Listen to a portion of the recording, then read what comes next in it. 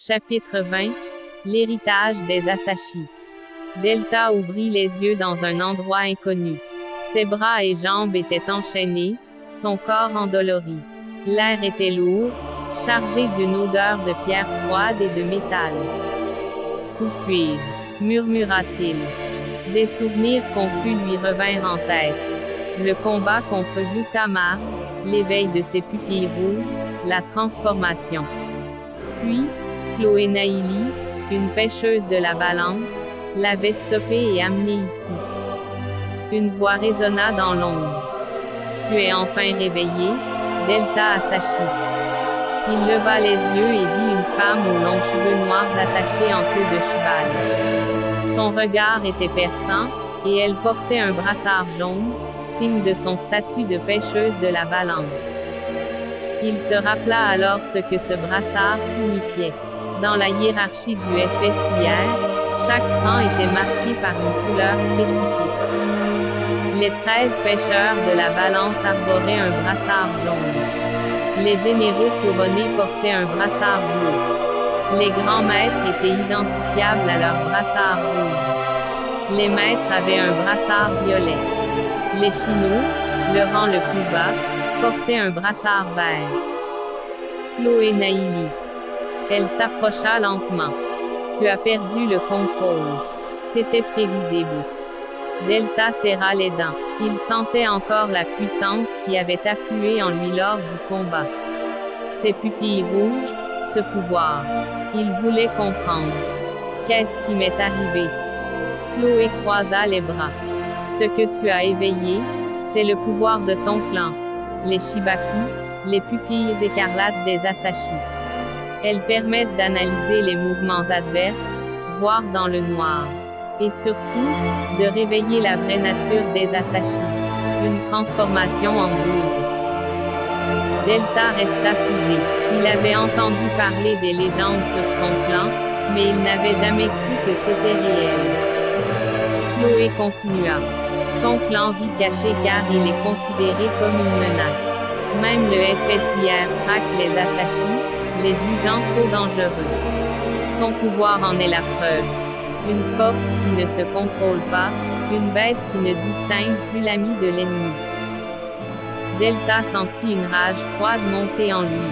« Alors vous voulez me tuer ?» Chloé sourit légèrement. « Pas encore. J'ai entendu dire que tu es un excellent joueur d'échecs. Voilà ma proposition. Si tu me bats, je te rends ta liberté. Mais si je gagne, je t'exécute. » Un échiquier fut placé devant lui. Chloé s'installa en face, son regard plein de défis. « 1, D4, annonça-t-elle en avançant son pion. La partie commença. Quelques heures plus tôt, l'éveil des Shibaku. Après sa défaite contre Yukama, Delta n'avait pas abandonné. Il avait traqué l'assassin et l'avait retrouvé dans une vallée rocailleuse. Cette fois, je te tuerai. Le combat avait repris de plus belle. Delta avait tout donné, mais Yuka restait supérieur. Tu n'apprends jamais, hein? Delta s'effondra sur un genou, le souffle court. Son corps ne répondait plus. Il était au bord de la mort. C'est alors qu'il les vit. Ses pupilles brûlèrent d'une lueur écarlate. Un rugissement primal s'échappa de sa gorge alors que son corps changeait. Queue sombre et épaisse jaillit de son dos, ses bras se couvrirent d'écailles tranchantes. Yuka recula, surpris. TCH. Qu'est-ce que c'est que ça? Delta fondit sur lui avec une vitesse inhumaine. Ses nouveaux pouvoirs lui permettaient d'anticiper les mouvements de son adversaire. Il dominait Yuka. C'est donc ça, mon vrai pouvoir. Yuka, acculé, serra les poings.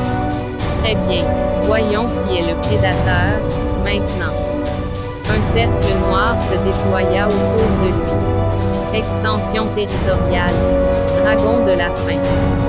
Son corps changea, s'étendant et se déformant jusqu'à prendre l'apparence d'un dragon noir immense. Le combat reprit avec encore plus de violence. L'intervention du FSIR. Leiden Frost avait été prévenu que Delta était parti affronter Yuka Mark. Il arriva sur les lieux accompagné de Chloé Naili. Chloé observa la scène et comprit immédiatement. Il a perdu le contrôle.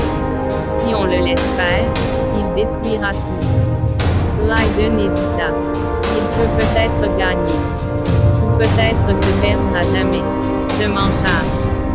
Elle disparut en un instant et réapparut au milieu du combat. Il est temps d'arrêter ça. Yuka et Delta se retournèrent vers elle. Qui es-tu? Hacha Yuka. D'un mouvement rapide, Chloé frappa Yuka de plein fouet, le projetant sur des mains. Delta, dans sa rage bestiale, attaqua à son tour. Je ne te laisserai pas m'arrêter. Chloé soupira. Alors, dors. Elle activa sa briseuse de réalité.